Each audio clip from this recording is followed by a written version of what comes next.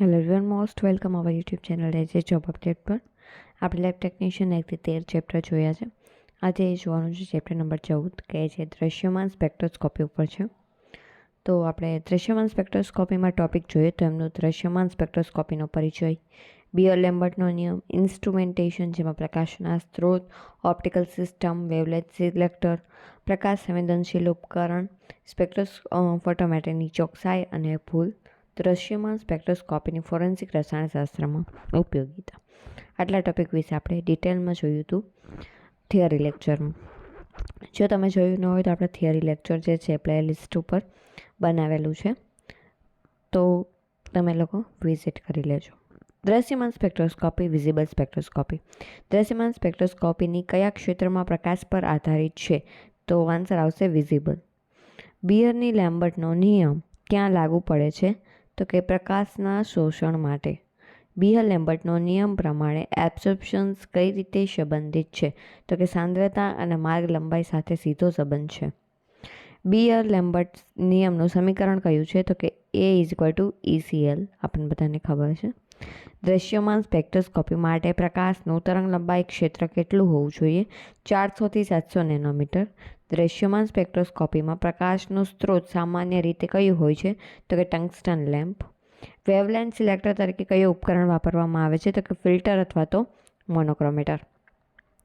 મોનોક્રોમેટરનો મુખ્ય હેતુ શું છે? તો કે પ્રકાશના એક જ તરંગ લંબાઈને પસંદ કરવી. સ્પેક્ટ્રોસ્કોપીમાં ઉપયોગ થતું પ્રકાશ સંવેદનશીલ ઉપકરણ કયું છે? તો કે photo multiplier tube. Photo multiplier જે ટ્યુબ છે એ શું કામ કરે છે? તો કે પ્રકાશના સંકેતોને વિદ્યુત સંકેતોમાં રૂપાંતરિત કરે છે. દ્રશ્યમાન સ્પેક્ટ્રોસ્કોપીમાં બ્લેન્કનો ઉપયોગ શેના માટે થાય છે? તો કે ઉપકરણનું ઝીરો સેટ કરવા માટે. સ્પેક્ટ્રોફોટોમીટર શું માપે છે? તો કે શોષણ. દ્રશ્યમાન સ્પેક્ટ્રોસ્કોપી કયા પ્રકારની વિશ્લેષણ પદ્ધતિ છે? તો કે ગુણાત્મક અને પરિમાણાત્મક બંને. બીયર લેમ્બર્ટ નિયમ કઈ સ્થિતિમાં સામાન્ય નથી રહેતો? તો કે ઊંચી સાંદ્રતા હોય ત્યારે. એબ્સોર્પ્શન્સનો એકમ શું છે? તો કે એક પણ નહીં. દ્રશ્યમાન સ્પેક્ટ્રોસ્કોપીમાં પ્રકાશનો સ્ત્રોત કયા પ્રકારનું હોય છે? તો કે સતત એટલે કે કન્ટિન્યુઅસ. સ્પેક્ટ્રોફોટોમીટરમાં ક્યુવેટ કઈ વસ્તુથી બને છે? તો કે ક્વાર્ટઝ અથવા તો કાચ. ક્યુવેટની લંબાઈ સામાન્ય રીતે કેટલી હોય છે? 1 સેન્ટીમીટર. વેવલેન્થ સિલેક્ટર તરીકે ઉપયોગ થતો મોનોક્રોમેટર કયા સિદ્ધાંત ઉપર કાર્ય કરે છે? તો કે વિસરણ. પ્રિઝમ મોનોક્રોમેટર કઈ વસ્તુથી બનેલા હોય છે? કાચ અથવા તો ક્વાર્ટઝ. ગ્રેટિંગ મોનોક્રોમેટર કયા સિદ્ધાંત ઉપર આધારિત છે? તો કે વિભાજન. સ્પેક્ટ્રોફોટોમીટરના મુખ્ય ભાગો કેટલા હોય છે? તો કે 4. સ્પેક્ટ્રોફોટોમીટરના ભાગો કયા છે? પ્રકાશનો સ્ત્રોત, વેવલેટ સિલેક્ટર, સેમ્પલ હોલ્ડર અને ડિટેક્ટર. પ્રકાશ સ્ત્રોત તરીકે ટંગસ્ટન લેમ્પ કયા ક્ષેત્ર માટે યોગ્ય છે? તો કે વિઝિબલ રિજિયન. ડ્યુટેરિયમ લેમ્પ કયા ક્ષેત્ર માટે વપરાય છે? તો અલ્ટ્રાવાયોલેટ. આપણે આગળ જોઈએ. ટ્રાન્સમિટન્સ તેની ગણતરી માટેનું સમીકરણ કયું છે? તો કે T=I/I0. એબ્સોર્પ્શન્સ અને ટ્રાન્સમિટન્સ વચ્ચે સંબંધ કયો છે? તો કે A=log1/T. સ્પેક્ટ્રોસ્કોપીમાં E શું સૂચવે છે? તો કે મોલર અવશોષણ ગુણાંક. બીયર લેમ્બર્ટ નિયમ મુજબ એબ્સોર્પ્શન્સ પ્રોપોર્શનલ છે? તો કે A:1. ફોટોસેલ કયા પ્રકારનું ઉપકરણ છે? તો કે પ્રકાશ સંવેદનશીલ. ફોટો મલ્ટીપ્લાયર ટ્યુબ કઈ પ્રક્રિયા ઉપર આધારિત છે? તો કે photo electric effect. Visible spectroscopy દ્વારા શું માપવામાં આવે છે? તો કે નમૂનામાં શોષાયેલ પ્રકાશ. એબ્સોર્પ્શન્સ વધે ત્યારે ટ્રાન્સમિટન્સ શું થાય છે? તો કે ઘટે છે. દ્રશ્યમાન સ્પેક્ટ્રોસ્કોપીમાં કઈ ભૂલ સામાન્ય હોય છે? પ્રકાશની તીવ્રતા માપવાની ભૂલ. ઉચ્ચ સાંદ્રતા પર બીયર લેમ્બર્ટ નિયમ કેમ ભંગાઈ જાય છે? તો કે આ ઉપરના બધા કે પ્રકાશ જે છે એ વિખેરાઈ જાય છે, દ્રાવણ છે એ અપારદર્શક બને છે, અણુ વચ્ચેની ક્રિયા વધે છે. એબ્સોર્પ્શન સ્પેક્ટ્રા શું બતાવે છે? તો કે શોષાયેલ પ્રકાશની તીવ્રતા. સ્પેક્ટ્રોસ્કોપીનો અર્થ શું છે? તો કે પ્રકાશ અને પદાર્થની ક્રિયા અભ્યાસ. વિઝિબલ સ્પેક્ટ્રોસ્કોપી કયા પ્રકારનું સાધન છે? તો કે ગુણાત્મક અને પરિમાણાત્મક. સ્પેક્ટ્રોફોટોમીટર કયા ક્ષેત્રમાં ઉપયોગી છે? તો કે ઉપરના બધા રસાયણશાસ્ત્ર, જીવવિજ્ઞાન અને ફોરેન્સિક સાયન્સ. ફોરેન્સિક વિજ્ઞાનમાં વિઝિબલ સ્પેક્ટ્રોસ્કોપી કયા માટે ઉપયોગી છે? તો કે લોહી અને ડાયની ઓળખ માટે. સ્પેક્ટ્રોસ્કોપીમાં ચોકસાઈ પર અસર કરનારા મુખ્ય પરિબળો કયા કયા છે? તો કે ઉપરના બધા. ઉપકરણની ગુણવત્તા, પ્રકાશ સ્ત્રોતની સ્થિરતા અને નમૂનાની તૈયારી. બીઅર-લેમ્બર્ટ નિયમ વિલંબનનું મુખ્ય કારણ શું છે? તો કે ઊંચી સાંદ્રતા. સ્પેક્ટ્રોસ્કોપી દ્વારા શું માપી શકાય છે? તો કે સાંદ્રતા. દ્રશ્યમાન સ્પેક્ટ્રોસ્કોપી કયા પ્રકારનું વિશ્લેષણ આપે છે? તો કે રાસાયણિક. ફોટો ડિટેક્ટરનું કાર્ય શું છે? તો કે પ્રકાશને વિદ્યુત સંકેતમાં રૂપાંતરિત કરવું. દ્રશ્યમાન સ્પેક્ટ્રોસ્કોપીમાં ફિલ્ટરનો ઉપયોગ શેના માટે થાય છે? તો કે નિશ્ચિત તરંગલંબાઈના પ્રકાશને પસાર કરવા માટે. મોનોક્રોમેટર અને ફિલ્ટર વચ્ચેનો મુખ્ય તફાવત શું છે? તો કે બધા સાચા છે. ફિલ્ટર સસ્તું અને સરળ હોય છે. મોનોક્રોમેટર વધારે ચોક્કસ હોય છે અને ફિલ્ટર ઓછું ચોક્કસ હોય છે. સ્પેક્ટ્રોસ્કોપીમાં બેઝલાઇન ડ્રિફ્ટ કઈ ભૂલ છે? તો કે ઉપકરણની ભૂલ છે. વિઝિબલ સ્પેક્ટ્રોસ્કોપી કયા ક્ષેત્રના વિશ્લેષણમાં ઉપયોગી છે? તો કે રંગીન દ્રાવણમાં. દ્રશ્યમાન સ્પેક્ટ્રોસ્કોપીમાં આપેલા મૂલ્યને શું કહે છે? તો કે એબ્સોર્પ્શન્સ. એબ્સોર્પ્શન્સનો સંબંધ પ્રકાશની તીવ્રતા સાથે કઈ રીતે છે? તો કે વિપરીત, ઇન્વર્સલી પ્રોપોર્શનલ ટુ. ટ્રાન્સમિટન્સ 100% છે એટલે શું થશે? તો કે પ્રકાશ સંપૂર્ણ પ્રકાશ પસાર થયેલો છે. એબ્સોર્પ્શન્સ 0 હોય તો શું થશે? તો કે કોઈ પણ પ્રકાશ શોષાયેલો છે નહીં. એબ્સોર્પ્શન્સ શું બતાવે? શોષણની ક્ષમતા. જો એ 0 હોય તો પ્રકાશ જે છે એ એબ્સોર્બ થયેલો નથી અથવા પ્રકાશ શોષાયેલો નથી.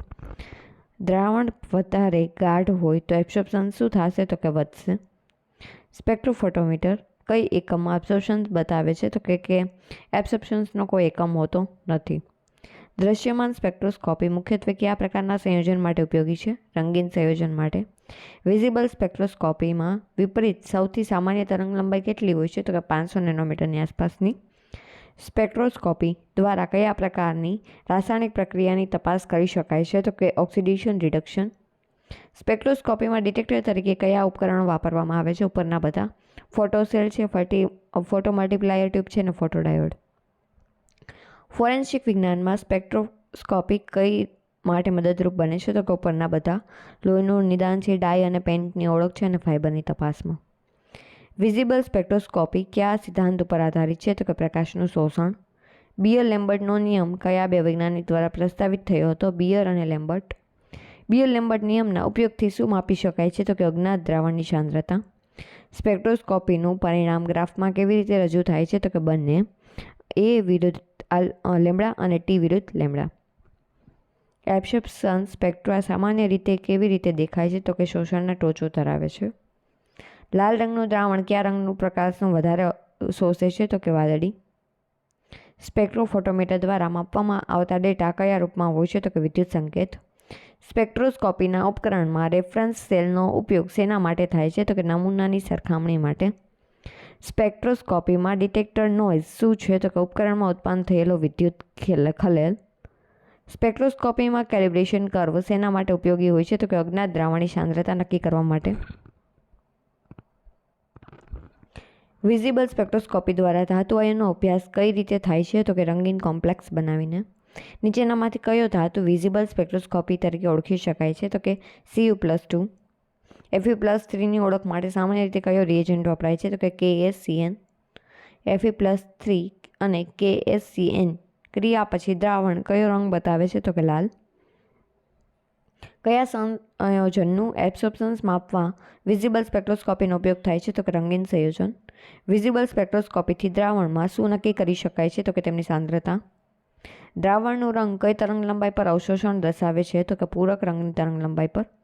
બ્લેન્ક સોલ્યુશનનો ઉપયોગ શા માટે કરવામાં આવે છે? તો કે ઉપકરણના 0 સેટ કરવા માટે.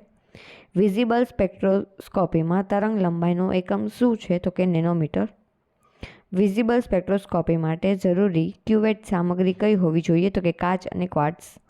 વિઝિબલ સ્પેક્ટ્રોસ્કોપીનો ઉપયોગ કયા ક્ષેત્રમાં થાય છે? તો કે ઉપરના બધા.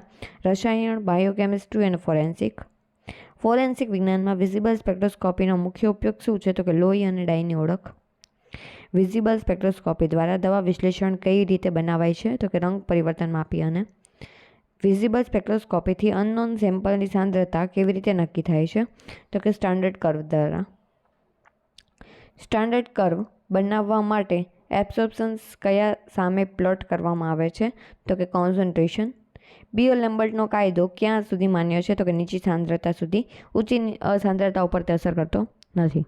ઉચ્ચ સાંદ્રતા ઉપર બીઓ લેમ્બર્ટ કાયદો કેમ ભંગ થઈ જાય છે? તો કે આંતરમોલેક્યુલર ક્રિયા જે છે એ વધે છે અને પ્રકાશ શું થાય છે? તો કે વિખેરાઈ જાય છે.